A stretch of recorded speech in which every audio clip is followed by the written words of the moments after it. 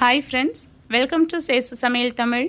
இன்றைக்கி நம்மளோட சேனலில் ரொம்ப ஈஸியாக சூப்பரான சுவையில் ஓரா மீன் குழம்பு எப்படி செய்கிறதுன்னு பார்க்கலாம். இந்த மாதிரி செஞ்சிங்கன்னா இந்த குழம்போட சுவையே தனி தான். அதுக்கு ஒரு கடாயில் கொஞ்சமாக நல்லெண்ணெய் சேர்த்துக்கலாம். எண்ணெய் சூடானதும் ஒரு 1/4 டீஸ்பூன் அளவுக்கு கடுகு சேர்த்துக்கலாம்.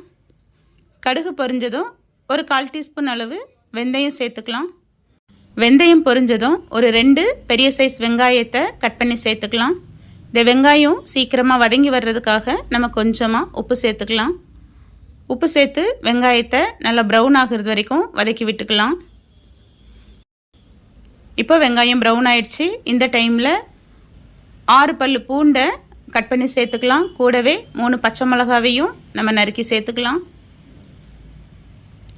இந்த பச்சை மிளகா இந்த குழம்புக்கு நல்ல ஒரு ஃப்ளேவரை கொடுக்கும்.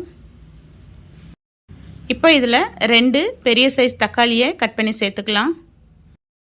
இப்போது வெங்காயமும் தக்காளியும் நல்லா மசிஞ்சு வர்ற அளவுக்கு நம்ம வதக்கி விடலாம்.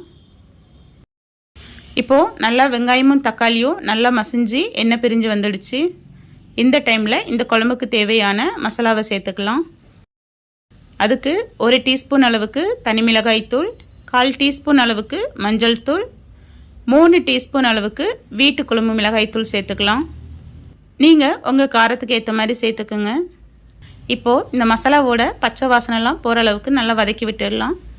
இப்போது ஒரு எலுமிச்சை பழ அளவுக்கு புளியை நான் நல்லா ஊற வச்சு கரைச்சி எடுத்து வச்சுருக்கிறேன். அதையும் சேர்த்துக்கலாம்.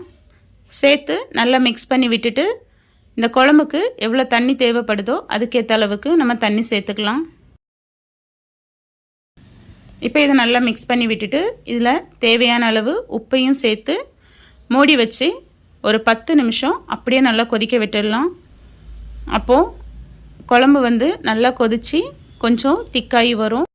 இப்போது ஒரு 10 நிமிஷம் ஆயிடுச்சு. குழம்பு நல்லா கொதிச்சிட்ருக்கு. இந்த டைமில் நான் இங்கே ஒரு 1/2 கிலோ அளவுக்கு ஓரா மீனை நல்லா க்ளீன் பண்ணி கழுவி எடுத்து வச்சுருக்கிறேன். அதை இதில் சேர்த்துக்கலாம். இந்த மீன் நல்லாவே திக்காக இருக்கிறதுனால சீக்கிரமாக உடையாது. இப்போ இதை நல்லா மிக்ஸ் பண்ணி விட்டுட்டு இதை இன்னொரு 10 நிமிஷம் அப்படியே நல்லா திறந்து வச்சே கொதிக்க விடலாம். இந்த டைமில் இந்த குழம்புக்கு தேவையான தேங்காவை அரைச்சிடலாம். அதுக்கு ஒரு 3 பீஸ் அளவுக்கு தேங்காய், கூடவே ஒரு கைப்பிடி நிறைய சின்ன வெங்காயம், ஒரு 1/4 டீஸ்பூன் அளவுக்கு சீரகம் சேர்த்து நல்லா நைஸாக அரைச்சி எடுத்துகிட்டு வந்துடலாம். இப்போ ஒரு 10 நிமிஷம் ஆயிடுச்சு. நம்ம அந்த அரைச்ச தேங்காய் பேஸ்ட்டை இதில் சேர்த்துக்கலாம். தேங்காய் கூட வெங்காயமும் சேர்த்து அரைக்கும்போது இந்த குழம்பு நல்லாவே டேஸ்ட்டாக இருக்கும். இப்போ இதை நல்லா மிக்ஸ் பண்ணி விட்டுட்டு இன்னும் இதை ஒரு 5லேருந்து ஒரு 10 நிமிஷம் நல்லா எண்ணெய் பிரிஞ்சு நமக்கு தேவையான அளவு கன்சிஸ்டன்சி வர அளவுக்கு நம்ம இதை கொதிக்க விடலாம்.